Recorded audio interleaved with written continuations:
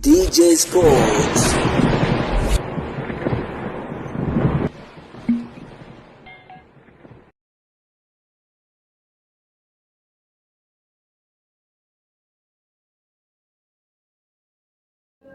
Klabu ya soka ya Simba imeongeza dau kwa Faisal Salum kutoka bilioni 1.3 mpaka bilioni 1.5. Hii ni moja kati ya taarifa kubwa kwa hivi sasa, ikiwa inaendelea kupamba kasi katika kona na engo mbalimbali za kimichezo na burudani. Hapana shaka taarifa hii imeweza kuwekwa wazi kupitia social network mbalimbali, hasa mara baada ya klabu ya soka ya Simba Sports Club kuhitaji saini ya Faisal Salum.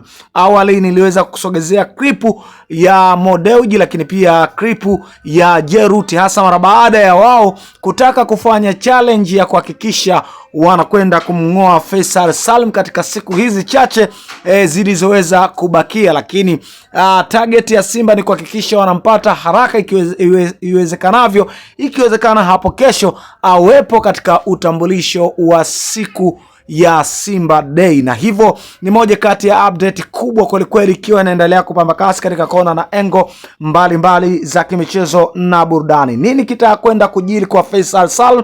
Simba wana nafasi kubwa ya kuipata saini ya nyota huyo. Je, nini kitachokwenda kudiri